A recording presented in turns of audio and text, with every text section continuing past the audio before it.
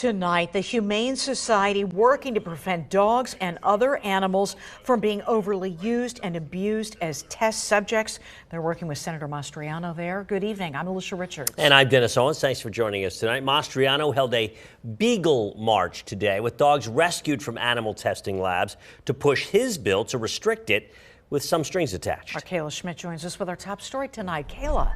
Yes, Alicia, Dennis, Mastriano tells me the bill is the first big step toward ending harsh animal testing here in the Commonwealth. He also gave me a little insight into his future plans.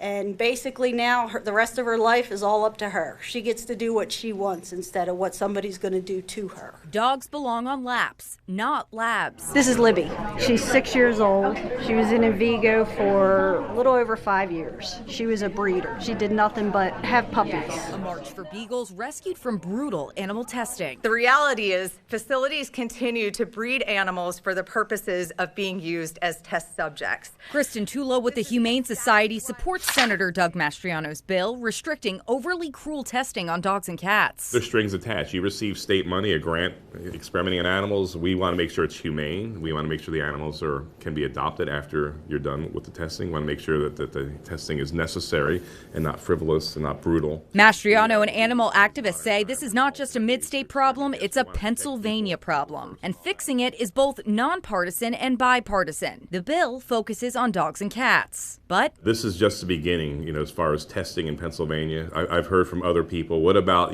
these mammals and those mammals, what have you, and yeah. But let's start with dogs and cats. Let's start in a responsible way. Since his failed gubernatorial bid, Mastriano has been more visible on more issues lately, fueling speculation that this state senator will run for a U.S. Senate seat next year. My wife and I will be praying to see where we could best serve the people of Pennsylvania, not to advance my own cause, but to advance the cause of freedom for the individual rights of people in our state. For now, he says he hopes his bill will give a voice to the voiceless, the four-legged friends of PA. I got to see her step on grass for the first time. I got to see her chase the ball for the first time.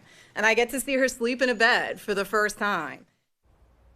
And with all the speculation about his political future, Mastriano told me he still has some work to do in Pennsylvania, and his main focus right now is to see it through. Live in studio, Kayla Schmidt, ABC 27 News. Kayla, nice job. Thank you. The state